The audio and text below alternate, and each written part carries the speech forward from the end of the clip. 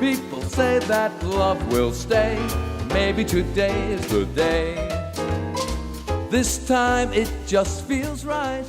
Hola, ¿cómo están todos y todas? Yo soy Felipe López y este es su canal Queer Channel Colombia.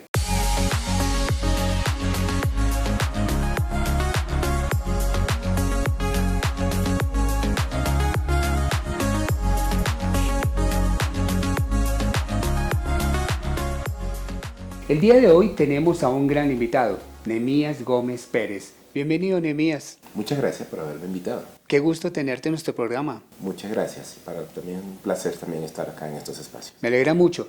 Nehemías es cartagenero, egresado de la Universidad Francisco José de Caldas, licenciado en Ciencias Sociales, Magíster en Investigación Social e Interdisciplinaria. Además un doctorado en Ciencias Sociales. Candidato a doctor en Estudios Sociales. Sí. Activista de la comunidad LGBTIQ y además candidato aspirante al Senado por el Pacto Histórico. ¿Estamos bien? Sí, creemos que la apuesta que le hemos hecho al Pacto Histórico es una apuesta en donde podemos los sectores y las diversidades y las minorías poder, digamos, transformar este país. Vamos a hablar un poquito más adelante sobre este tema de las minorías, pero queremos saber un poco sobre el doctor Nehemías Gómez Pérez, no como el licenciado, como el profesor, como el profesional, digamos. Queremos saber más sobre esa parte espiritual y como ser humano. ¿Cómo eres tú?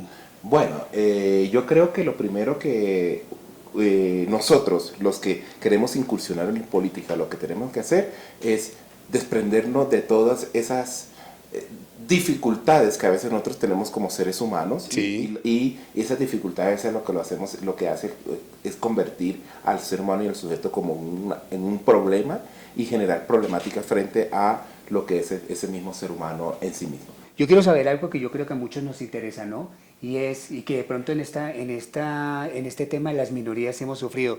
¿Alguna vez sufriste discriminación o de pronto bullying? Claro que sí lo hay, o sea, a pesar de que... ¿Cómo lo sufrías? O sea, ¿qué te decían? ¿O frente a qué te hacían bullying? Bueno, pues, te lo decía, a pesar de que es una ciudad, insisto, que es cosmopolita, metropolitana, porque es una ciudad que recibe de todos lados del mundo extranjero y todo lo demás, mira que cuando tú, el niño de la casa, un poco también tienes algunos ademanes, es un poco afeminado, sí, camina de tal forma, camina de tal modo, pues claro que está allí el bullying, y claro que está allí el matoneo, no solamente de lo social, de lo comunitario, sino también de los profesores, del rector, bueno, del coordinador. ¿Y Nehemías se defendía de eso? Claro. ¿A puño limpio o así como cómo? No, yo digo que yo una sola vez en mi vida peleé a puños y yo creo que, yo no sé si perdí o gané. Eso te iba a preguntar si ganaste o perdiste. Porque ese recuerdo no lo tengo latente. Pero yo digo que esas problemáticas, inclusive en el tema de la diversidad que uno va viviendo, no la resuelve a puños. Uno la resuelve y siempre, y por eso es que me he hecho un académico, lo resuelve es a través de las discusiones y el diálogo. Pero eso es lo que nosotros pensamos hoy día y es lo que realmente es el deber ser, ¿no? Resolverlo pues a través del diálogo, a través de la enseñanza, a través de este tipo de comunicación que nos incita a llevar a la paz. Pero en esos entonces, hace unos 20 años o 30 años atrás, las cosas eran totalmente diferentes porque somos un país totalmente intolerante, inclusive hoy día. No, completamente de acuerdo, y eso sucede en su tiempo, sucedía con mucha frecuencia y sigue sucediendo, y más, insisto, en estas ciudades más que todo machistas, en donde, por ejemplo, lo que le llaman, así voy a decirlo abiertamente, los famosos cacorros, sí, que les gustan tener sexo o con otros hombres, pero los heteroconfundidos. Exactamente, pero ellos no son gay, ellos no son homosexuales, el marica es el otro. Entonces, claro, cuando se está, pues, claro, cuando se están borrachos, quieren tener sexualidad con otro hombre, esa persona... La diferencia entre un borracho y una cerveza, ¿no? Y todo lo demás. Entonces, claro, lo quieren hacer de tal forma y cuando el otro no se deja claro que aparece la violencia. Pero esa violencia entonces ya no queda en que lo quiere hacer porque el otro no se dejó, sino porque el otro es marica y el otro es el hombre. Entonces el marica era el que estaba seduciendo al hombre.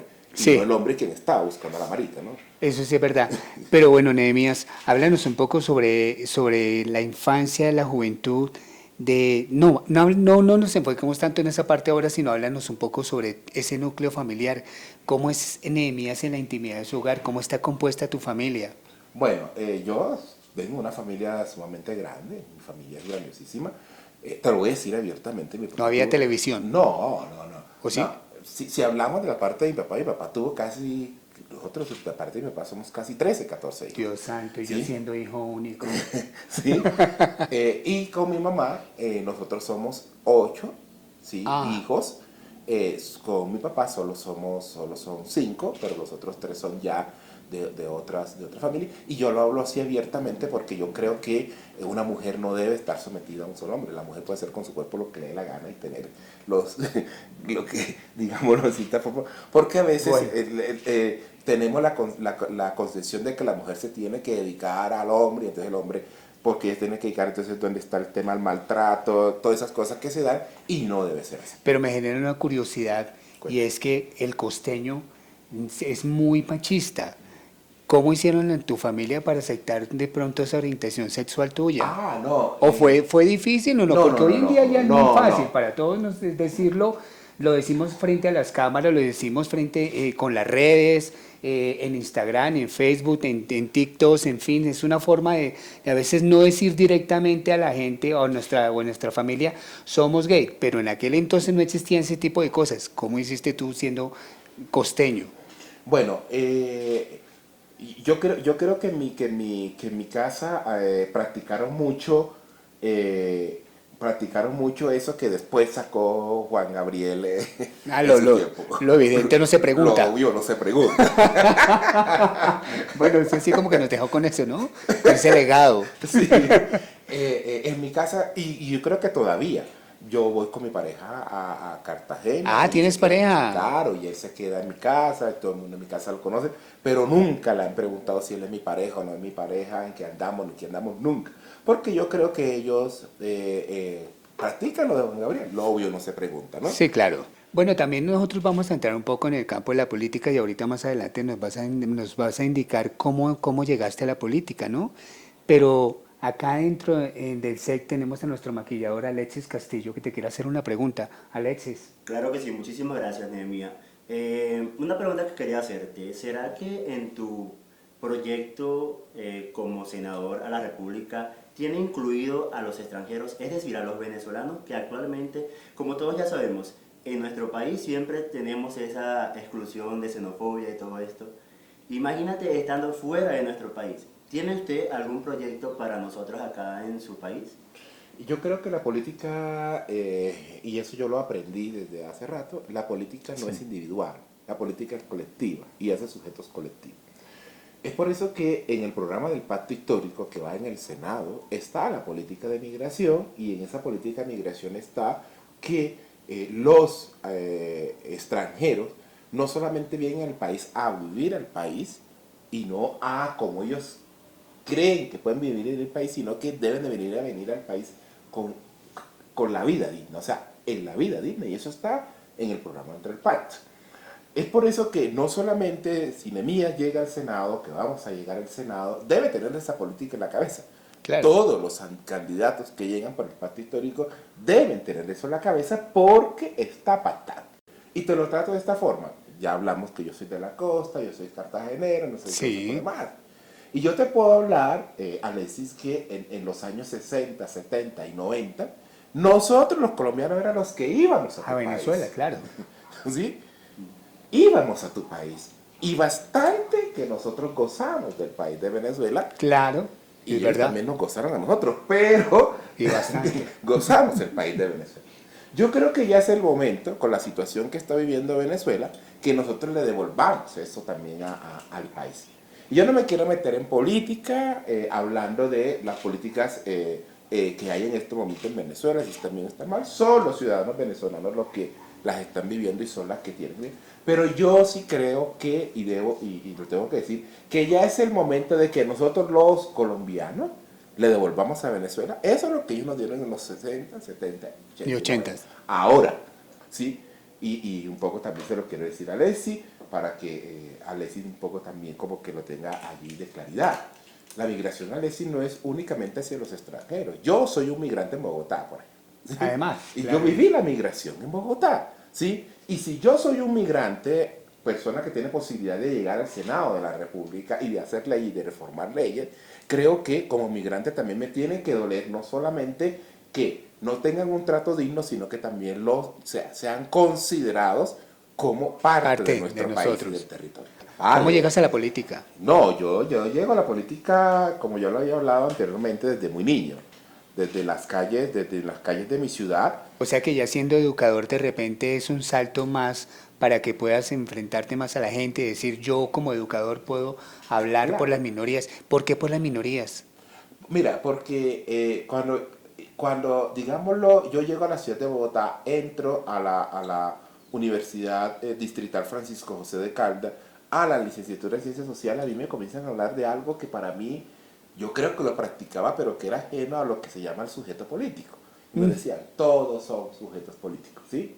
Y yo fui en la universidad candidato a representante de facultad, estuve en las Juventudes Comunistas, o sea, hice política dentro de la universidad y aparece entonces ese sujeto político dentro de la universidad. Y me doy cuenta, también en la misma universidad, con toda la teoría y los discursos que comienzan a ejercer desde la formación, que el tema de las minorías ha estado y seguirá siendo latente aquí en este país. Y yo lo sufría claramente, o sea, en la misma Cartagena, como yo lo dije anteriormente. Cartagena es una ciudad de contrastes. Una Cartagena que es para los turistas y otra Cartagena que es para los nativos. O sea, yo viví eso, lo del sujeto político no lo tenía consciente y claro como lo estudiaba en la universidad, pero ahí estaba. Entonces ahí es donde yo comienzo a mirar y a determinar todo eso de lo que es ese sujeto político y a trabajar por ese sujeto político y yo me convierto en un sujeto político. Bueno, quiero saber un poco sobre las propuestas que tiene Nehemías frente a la comunidad LGBTIQ de la tercera edad, porque estamos muy olvidados. Bueno, digo yo estamos porque ya estoy casi allá, ¿no? Entonces, me gustaría saber sobre eso. Una primera propuesta es la ley de identidad de género. Ve, interesante. ¿Qué se quiere con la ley de identidad de género? Mira, nosotros en la Corte, en Colombia, hemos ganado muchas cosas en la Corte, que la Corte le ha pedido y le ha solicitado al Senado de la República que las legisle. Pero el Senado de la República no las ha querido legislar por una simple y sencilla razón. Y es de que nosotros tenemos, pero ya va a salir de por fin, de por Dios, un Senado que es claramente conservador, ortodoxo. Y que hablar, como por ejemplo, de políticas públicas en donde se hable de adopción o de matrimonio igualitario o de pensión para las personas del mismo sexo. Para ellos no les interesa eso porque ellos decían que eso les quitaba votos. ¿Realmente piensa que en Colombia hay una política pública pensando en la salud del individuo, no para discriminarlo, sino para ser como incluyente en todo? Mira, precisamente cuando hablamos de la política pública de identidad de género, la idea es que englobe. Y englobar está que vayan temas de salud, temas de educación, lo ambiental, que es sumamente importante a nosotros que nos gusta tanto esto del ambiente. Sí, claro, ¿sí? Bastante. ¿Sí? O sea, es generar una política pública integral que llegue a la persona. Bueno, vamos a hablar un poquito más sobre estos proyectos que tenemos sobre los artistas, porque no solamente vas a trabajar exclusivamente para la minoría de la comunidad LGBTI, sino para todo el mundo como tal. Si llegas al Senado, ¿qué harías y qué otras propuestas tienes concretas?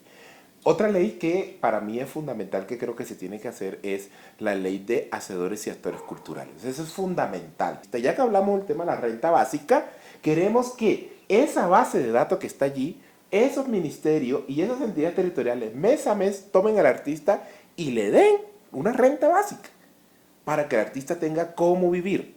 Y claro, ya lo que el artista gane en un bar cantando, lo que gane actuando, lo que gane pintando, eso va a es ser adicional, ganancia para él. Pero ya va a tener cómo vivir el artista. Y por ejemplo, en cuanto al turismo. Imagínate tú en la noche, todas esas playas con matrimonios, con quinceañeros, con cumpleañeros, con grupos folclóricos, no sé qué cosa. La gente gozándose de esos espacios, el turismo se incrementaría en esas ciudades como Cartagena, el Malecón en Barranquilla, el Malecón en Córdoba. O sea, eso ya Que te voy a decir que eso yo lo tengo para hacerlo en la ley, todavía no sé, porque es una cosa que está en mí y que lo he vivido y que lo que, y te insisto, y a mí lo que me da piedra es eso, es que uno no se goza el espacio porque está el policía allí diciéndote que tú no puedes entrar porque está restringido, o sea, la ley restringe. Y no solamente en las playas de Cartagena, sino en muchas partes. Claro. Y hablemos un poco sobre el plan de ordenamiento territorial teniendo al sujeto como eje central del territorio. Nosotros en Colombia y en Bogotá tenemos eso aquí en Colombia, o sea, de repente tú como senador tienes algo también concreto para decir, hagamos esto, que aquí existan determinadas minorías o que no se sientan desplazadas como lo que está pasando ahora en el Parque Nacional. Bueno, mira que la ley de las LOT existe, o sea, la ley de ordenamiento territorial existe, solo que los mandatarios siempre buscan el negocio cuando hacen su plan de ordenamiento territorial. Y te lo digo porque yo fui vicepresidente del Consejo Territorial de Planeación de Bogotá.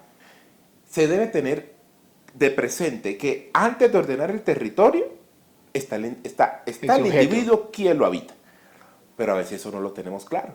Y entonces, claro, llega el presidente de la República y dice, vamos a hacer la ley de ordenamiento territorial y los primeros que llaman son a las constructoras. Hombre, la constructora no te va a ver a ti como persona. Y se olvidan del sujeto como tal. Al negocio, ¿sí? Llaman a los empresarios y a las industrias. La industria no te va a ver a ti como sujeto, sino al negocio. Entonces, la ley de ordenamiento territorial tiene que convertirse y le tiene que dar el vuelco a que sea una ley que primero vea al individuo, cómo el individuo vive el espacio, vive el territorio, y de ahí sí comenzar a conformar entonces dónde queremos que quede el bar, dónde queremos que quede la tienda, dónde queremos, así, pero no lo hacen de esa forma. Y yo te lo digo porque yo estuve en el Consejo Territorial de Planeación y para nosotros fue una lucha. Pero hablemos, y con respecto a las marchas que tenemos de la comunidad LGBTI, que hoy en día se han vuelto un poco como más de show, no para hacer realmente ese orgullo desde 1969, sino un poco más el show de mostrar algo que no es. ¿Será que hay algo para esa parte de tener un orden frente a eso? Lo primero que te quiero decir es, ahí te metes en un punto muy sensible conmigo y es movimiento social. Yo coordiné la marcha de Bogotá durante 3 me gustaría años. tomarlo, porque justamente mucha gente que me lo pregunta, ¿no? Sí. Pero te metiste con el que no era porque yo te voy a decir una cosa. Cuéntamelo. Mire, la marcha nadie tiene que regularla. Exacto. Tú entras y sales de la marcha cuando a ti te dé la gana, como te dé la gana o cuando quieras, ¿sí? Es por eso que cuando yo estaba coordinando la marcha, a mí la policía se me acercaba, es que usted era el coordinador de la marcha, mire este que está mostrando las tetas y el otro está mostrando el culo. Y mire, esas tetas a ella le costaron 5 o 7 millones de pesos y tiene que mostrarla, porque si no la muestra, ¿quién más? ¿Sí? O sea, la marcha no tiene, una marcha no se regula, una marcha es para que tú te tomes el espacio público. Es por eso que cuando yo veo en estos momentos a estos chicos que están coordinando la marcha, que están desplegados detrás del culo de Claudia López que no tiene, para que le dé los permisos para la marcha, y digo, ¿qué permiso piden ustedes, por Dios? Si es que yo me tomo la calle para la marcha. Ahora, otra cosa es el tema de lo comercial, y ahí sí tienes toda la razón. Esa parte comercial. Claro, y es que cuando el Estado comienza a regular la marcha, el comercio toma parte, ¿sí? Sí, claro. El comercio toma parte. ¿Y por qué? Porque el comercio le va a exigir al gobernante que le dio para su campaña que de ahí donde estoy, ¿sí? Entonces, por eso es que la marcha está en este momento como está, comercializada, ¿sí? Y más que la gente marchando, tú ves detrás todos unos chicos y chicas detrás de una carroza, embrutecidas, borrachas, ¿sí? Me perdonan la expresión también para los que nos están escuchando. Claro. ¿Sí? Borrachas porque no están en el acto de marchar, sino que están en el acto de ver cuál es el mejor bar al que voy a ir después de la marcha. Bueno, Nehemías, cuéntanos rápidamente por qué deben votar por ti.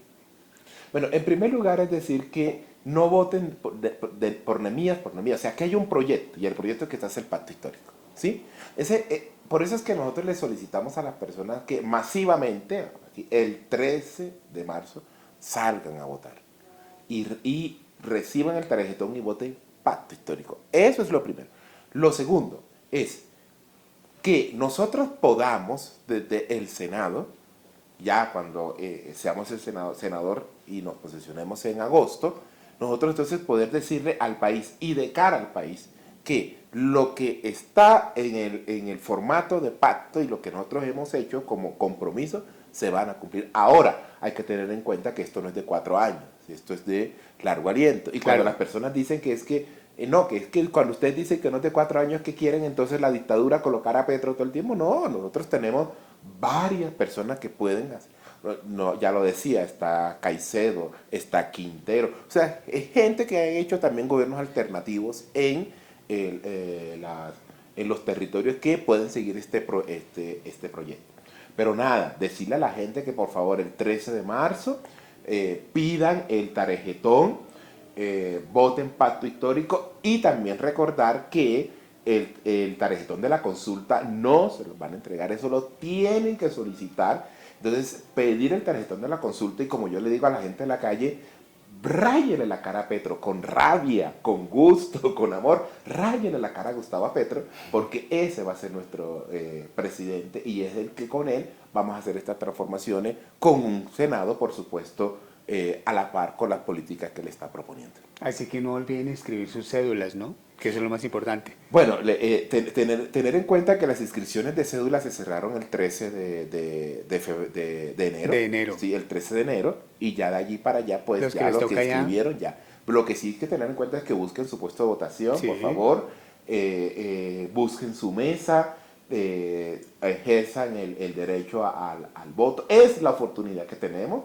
Sí, somos, yo voy a decir somos, ¿no? Son 12 millones de jóvenes en este país, solo son 12 millones de jóvenes podrían colocar presidente, pero sí digámoslo, somos 12 millones de jóvenes que podemos... Y además que la comunidad LGBTIQ es un potencial bastante grande de electores, ¿no? Claro que sí. Eso sí, Nehemías, ¿para ti qué es Dios en una sola palabra? Transformación. Un horizonte. La vida. ¿Y tus metas? El Senado. Ah, bueno, esperemos que sea así. Así que ya saben ustedes, a votar por el pacto histórico al Senado, a Nehemías Gómez Pérez. Qué gusto haberte tenido hoy aquí en este programa. Así que espero que cuando ya seas senador te comprometas con nosotros otra vez a estar aquí, a hablarnos de esas realidades que vamos a hacer, ¿no? Sí, claro, cuando ya estamos posicionados el 7 de agosto, ya vamos a hablar de sueños. Vamos a hablar de realidades. Bueno, así lo queríamos traer, realista, soñador y sobre todo un hombre muy trabajador. Gracias. Maybe today's the day. People say that love will stay. Maybe today is the day. This time it just feels right. Maybe tonight's the night. Now it may seem impossible, but I'm ready to take the chance. I believe lovers' stars are uncrossable, 'cause I've moved my share of rubber tree plants. People say that love will stay. Maybe today's the day.